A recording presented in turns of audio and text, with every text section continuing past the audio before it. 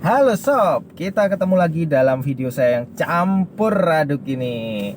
Oke, kali ini saya akan membahas sesuatu yang berbeda. Jadi saya akan sedikit mengulas kenapa sih kita membutuhkan seorang lawyer atau pengacara. Kalau dalam bahasa undang-undang biasa disebut dengan advokat atau penasihat hukum. Langsung aja kita bahas. Oke.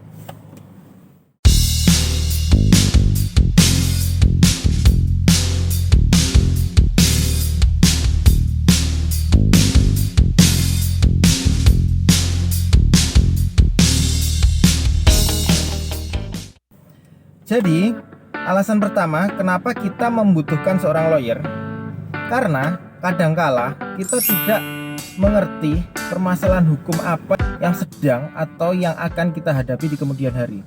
Itulah kenapa kita membutuhkan seorang pengacara atau lawyer.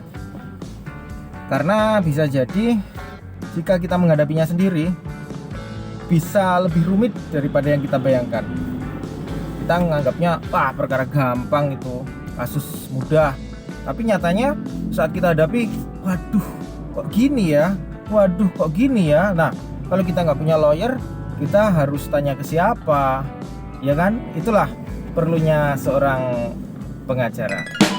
Pertimbangan yang kedua, jadi jika kita terkendala jarak dan atau waktu dalam perkara-perkara tertentu, khususnya dalam perkara perdata, peran lawyer itu sangat penting.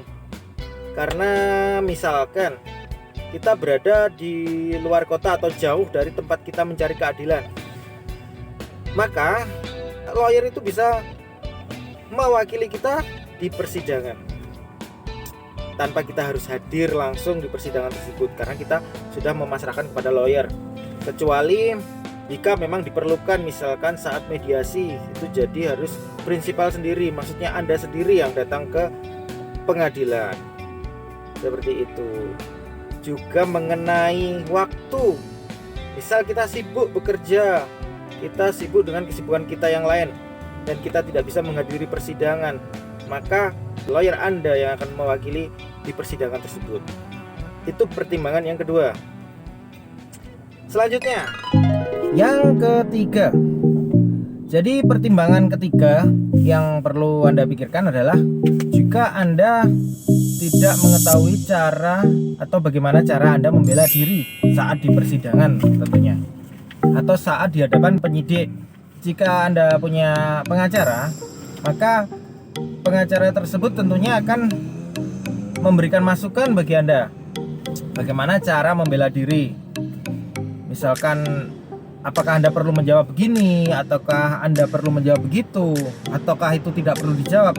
Sebagai contoh seperti itu.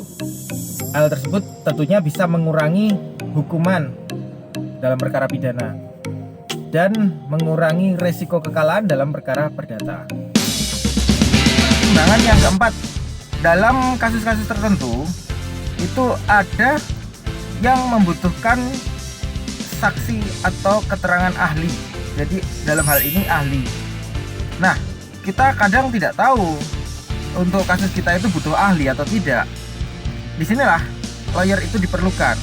Mengenai kasus kita apakah perlu ahli atau tidak, maka kita bisa konsultasi dengan lawyer kita. Dan apabila ahli itu diperlukan, maka dia akan mencari ahli, karena tentunya lawyer pasti punya channel di mana harus mencari ahli untuk memberikan keterangan di hadapan persidangan atau di depan penyidik. Jadi itulah beberapa pertimbangan penting yang perlu kita pikirkan ketika kita akan mengambil keputusan, kita pakai pengacara atau tidak, kita hadapi sendiri kasus hukum kita, atau kita pakai lawyer. Seperti itu. Oke, sebelum ditutup jangan lupa klik subscribe. Oke, subscribe di channel saya ini, kemudian like video saya dan share jika memang ini bermanfaat bagi Anda.